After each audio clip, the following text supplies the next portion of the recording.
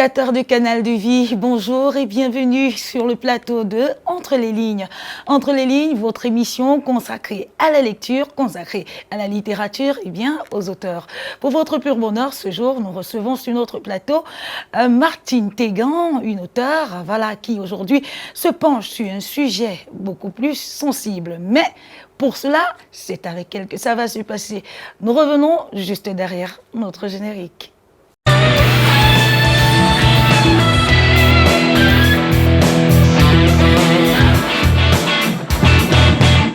De retour sur notre plateau, nous allons accueillir notre invitée Martine Tégan. Bonjour Martine. Bonjour. Et bienvenue sur notre plateau. Merci. Nous sommes heureuses de vous recevoir aujourd'hui dans le cadre de notre émission Entre les lignes. Bonheur partagé. D'accord. Le bonheur est partagé, chers téléspectateurs. Nous allons aller dans le vif du sujet. D'accord.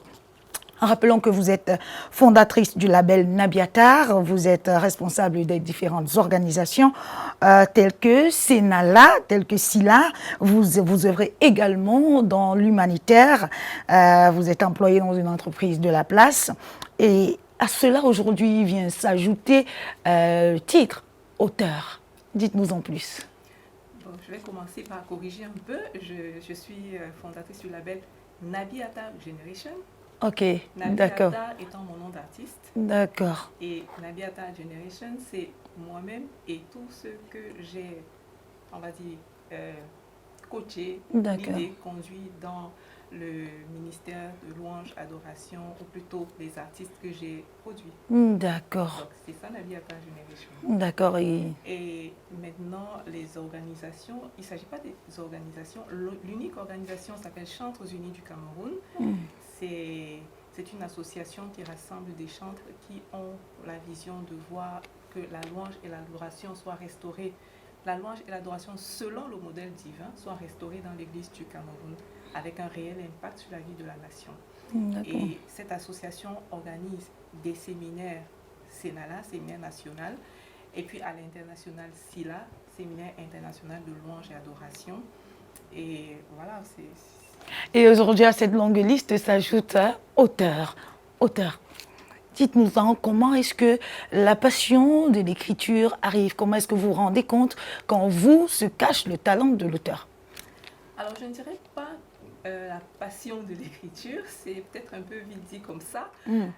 Disons plutôt que je qualifierais ça beaucoup plus de la compassion pour les malades. D'accord. Le livre est né davantage de la compassion pour les malades que de la passion pour l'écriture. D'accord. Après, derrière, peut-être on va dire qu'il y a une passion qui est en train de naître. Parce que je ne peux pas dire qu'elle soit déjà totalement née, mais qui est en train de naître parce que le livre naît parce que je me retrouve à l'hôpital un jour pour rendre visite à une tante qui est malade et elle est dans un endroit où je vois d'autres malades et qui sont des cas vraiment graves. Et je vois qu'à ce moment-là, je n'ai pas la capacité de les aider réellement. Je n'ai ni le temps, parce que c'était pendant la période Covid, donc c'était pas possible de rester longtemps à l'hôpital. Je n'ai ni le temps, ni l'énergie pour les gérer en fait. D'accord. Et alors je me suis dit, bon, si je peux pas prier pour tous ces gens maintenant, comment est-ce que je peux les aider? J'ai donc eu à cœur de rédiger ce que j'appellerais un traité que je pourrais distribuer dans les hôpitaux pour que les gens sachent que Jésus peut les guérir et eux-mêmes prier pour eux. D'accord. Donc, partant donc du traité, j'ai commencé à rédiger le traité et au lieu de traité, c'est devenu un livre. Wow. Ah, je peux l'avoir? Bien sûr. Voilà. Ok, tout un mystère caché derrière cet ouvrage. Nabiatar, la guérison est à votre portée. La guérison est à votre portée, c'est le titre de l'ouvrage de Martine Tégan. C'est cet ouvrage aujourd'hui qui nous permet de l'avoir sur notre plateau de Entre les lignes. Donc c'est tout un mystère caché derrière ce titre qui part d'un traité et aujourd'hui on se retrouve à un ouvrage qui est même déjà sur le point d'être à la disposition du grand public. Martine, pourquoi avez-vous choisi de vous inscrire dans ce sillage-là? Est-ce juste de la compassion, comme vous l'avez dit, pour les âmes du Seigneur, ou alors c'est une autre histoire se cache derrière ce livre? Il y a en premier cette compassion dont je vous ai parlé. Et il y a aussi qu'à une époque, j'ai moi-même été, j'ai fait face au défi de la santé, je souffrais d'une maladie et j'ai dû faire confiance au Seigneur. J'ai dû me confier au Seigneur. D'accord. Et je pourrais dire aujourd'hui que c'est Dieu qui m'a guéri. Et de cette expérience, j'ai l'assurance et la conviction que Dieu guérit encore aujourd'hui. Wow. C'est pour ça que j'ai écrit ce livre, pour que d'autres sachent que Dieu peut les guérir. D'accord, pour que d'autres sachent que Dieu peut les guérir. Écoutez, chers amis, Dieu peut encore guérir. Et ce soir, Martine, cet après-midi, ça dépend à l'heure à laquelle vous nous suivez, vous nous regardez, vous nous prenez de court, vous êtes en direct du Canal de Vie et vous regardez Entre les lignes, une émission consacrée uniquement à la littérature et aux auteurs. Martine, dites-nous, quel est l'objectif que vous poursuivez de par l'écriture ou alors à travers ce livre? Comme je l'ai dit, je veux que les gens sachent que Jésus guérit encore aujourd'hui. Ça, c'est le premier et le principal objectif. Maintenant, l'autre objectif, c'est qu'au-delà de la guérison, qu'ils sachent, au-delà de la guérison physique, je veux dire, que les gens sachent que même à l'intérieur, leur cœur, Dieu peut guérir. Leur souffrance émotionnelle, parce qu'il y a une rubrique qui parle des souffrances émotionnelles, et comment Dieu guérit les souffrances émotionnelles.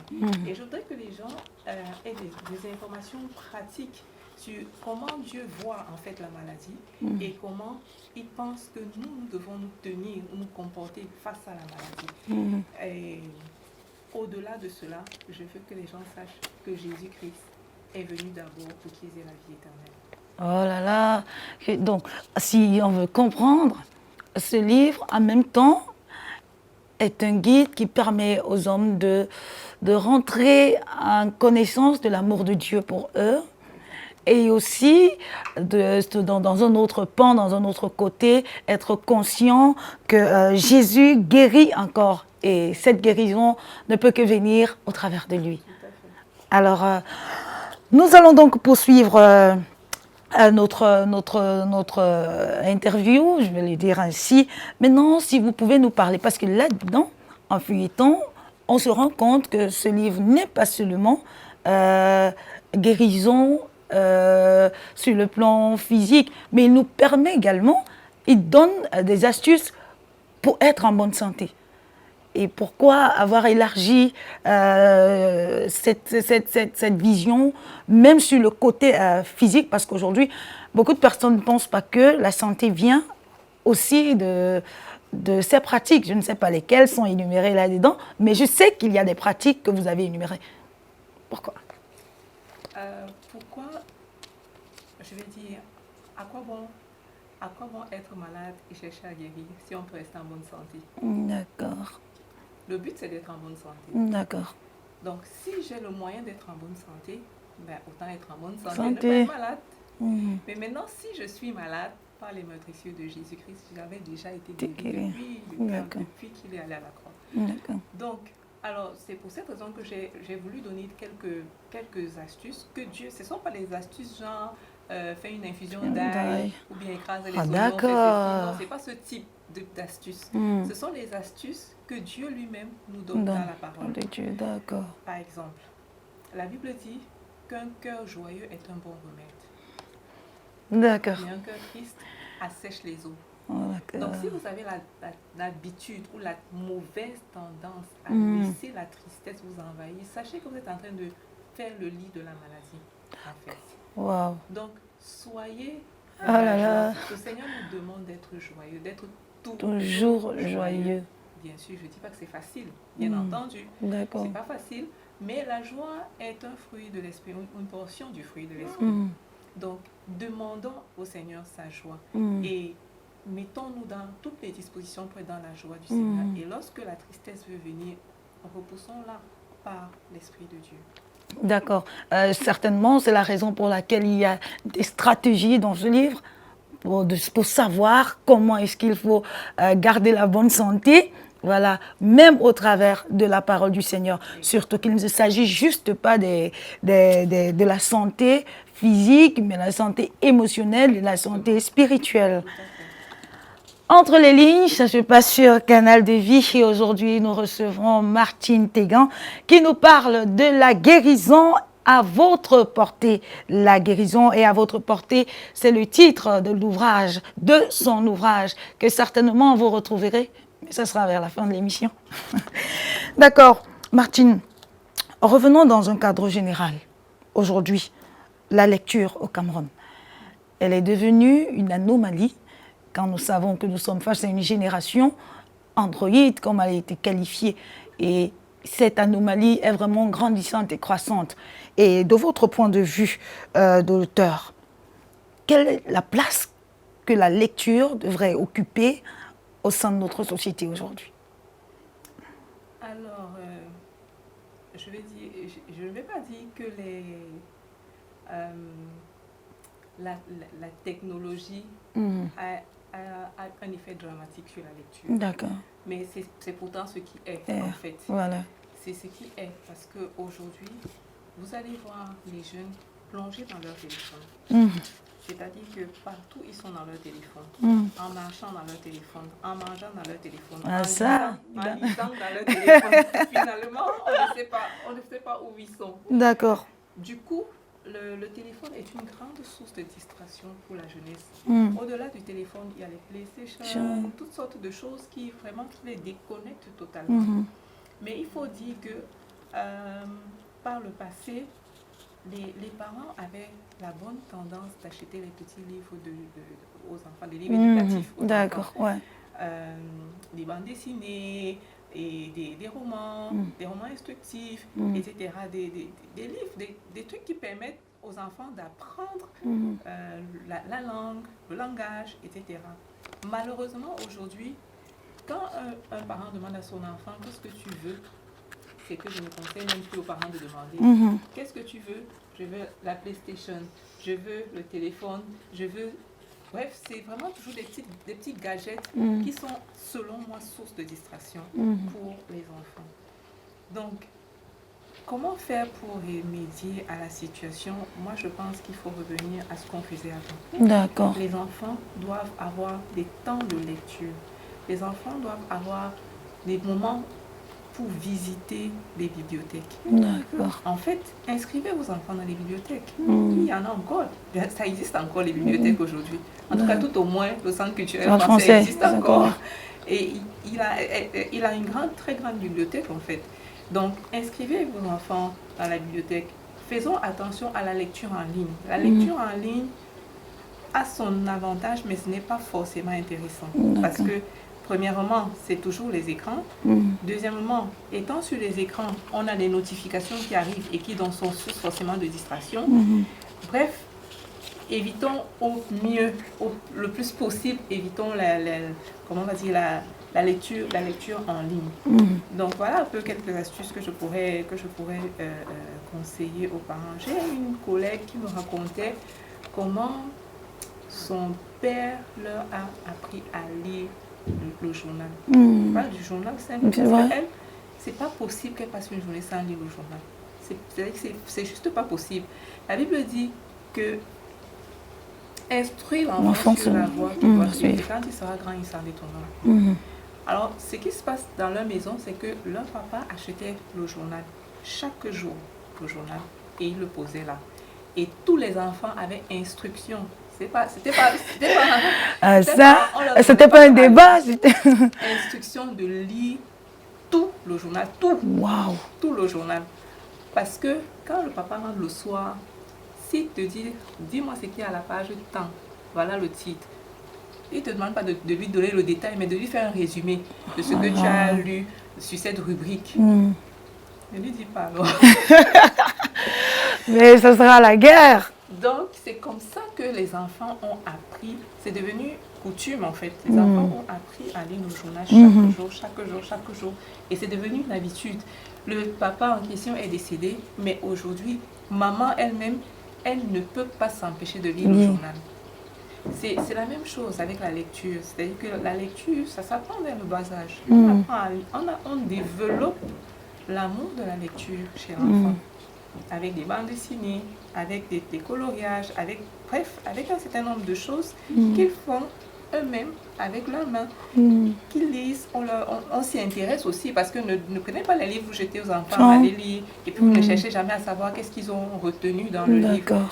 À la fin, ça ne va pas intéressant en fait. Donc, quand ils lisent, après, il faut qu'ils vous fassent un feedback. Quand ils vous ont fait le feedback, il faut que vous sachiez apprécier ce qu'ils ont fait. Et du coup, ça les encourage. Et aussi, quand vous achetez un livre et qu'il reste là, 1 jour, 2 jours, 1 an, 2 ans, sans avoir jamais été lu, il faut aussi que la correction suive. D'accord. Ça fait que l'enfant sera équilibré et il saura qu'il doit. Il doit lire. C'est important de lire. Chers téléspectateurs de Canal de Vie, tous les auteurs que nous recevons sur ce plateau, dans le cadre de notre émission Entre les lignes, prônent juste une chose, retourner à la base. Comme dans les années 1980, 1900, on pensait à la lecture. La lecture, c'était une obligation et Victor Hugo pouvait bien le dire. Voilà, une personne qui ne lit pas, c'est un esprit qui est mal nourri. Alors, il est aigri, il est maigre. Ça veut dire que nous devons retourner à la base. La base, c'est l'éducation de base. Ça veut dire à un enfant, donner à un enfant un livre à lire, mais pas seulement le lui donner, comme le disait un autre invité, mais s'assurer que le travail est en train d'être fait sous votre supervision. J'y parviens. Donc, il faudrait bien savoir, chers téléspectateurs, cette émission, c'est pour nous ramener dans les bases, parce que lorsqu'on lit bien, on est bien structuré, on a un vocable soutenu et on peut faire de bonnes choses, beaucoup plus de choses. Alors, notre invitée, dans le cadre de notre émission, c'est Martine Tégan. Voilà, elle nous a rejoint, malgré que ce n'était pas facile, mais nous savons bien évidemment, vous êtes une femme polyvalente. Sortons un peu, avant de sortir de notre émission, nous allons y revenir, mais sortons un peu pour nous intéresser à vous. Vous êtes polyvalente, vous avez beaucoup de casquettes. Il y a beaucoup de personnes que nous recevons et d'aucuns n'arrivent pas à joindre et à concilier toutes ces casquettes. Comment vous faites? Vous êtes artiste, vous êtes responsable d'une grande organisation, voilà, vous êtes également fondatrice donc d'un grand mouvement qui est le vôtre, le label Nabiatar. Vous êtes épouse, vous êtes mère, vous êtes sœur, Comment est-ce que vous parvenez? Vous êtes employée, comment est-ce que vous faites ça? Bon, d'entrée de jeu, ce n'est pas facile. C'est pas comme si je m'en sors forcément spécialement. D'entrée de jeu, il faut que ce soit bien clair que ce n'est pas facile. Donc, que ceux qui disent clairement qu'ils ne s'en sortent pas, qu'ils ne se sentent pas, qu'elles ne se sentent pas mal, parce que ce n'est pas facile. Au milieu de tout ceci, il y a des choses qu'à des moments, certaines choses sont comme négligées. Certaines choses sont obligatoirement déléguées, sinon elles ne seront pas faites. Parce qu'une personne n'a pas 50 bras, n'est-ce pas? Quoique ayant plusieurs casquettes, je veux dire, nous avons, en ce qui me concerne, j'ai davantage la casquette du lead, de la personne qui donne des orientations, qui donne des orientations et qui se rassure que la chose soit faite. D'accord. C'est davantage ça, mon rôle. Maintenant, dans l'opérationnel purement, c'est un peu difficile, sauf dans mon travail, sauf dans les choses que je suis obligée de faire moi-même à la maison. Et bien entendu, je suis obligée de chanter mes propres chansons. Mais pour être sincère, je délègue tout ce que je peux déléguer. D'accord. Autant que possible, je délègue. D'accord. Sinon, à la fin, on craque, on s'épuise. Voilà. Je voulais poser la question, mais est-ce qu'il vous arrive parfois de craquer? Ah oui, bien sûr. Il y a des moments où il y a des crises de fatigue. il y a des crises de fatigue, il y a même des crises nerveuses, parce que pas seulement la fatigue, au-delà de la fatigue physique, parfois on reçoit tellement d'informations, parfois de très mauvaises informations au même moment, qui font que on ne tient pas forcément, mais la grâce que nous avons, c'est que nous avons le Seigneur qui nous fortifie. Je puis tout par Christ qui me fortifie. Et il reste notre force, il reste ma force. Et puis voilà, c'est lui qui me relève lorsque les choses semblent vouloir m'écraser et qui me donne l'énergie pour continuer d'avancer. Martine Téguin sur Canal de Télévision, Entre les lignes, c'est notre émission. Revenons à la guérison et à votre portée. Voilà un livre de Martine Téguin, certainement qui vous parle de la guérison, pas seulement spirituelle, mais aussi physique. Et là-dedans, on a également émotionnel. Donc là, la guérison sur toutes les formes.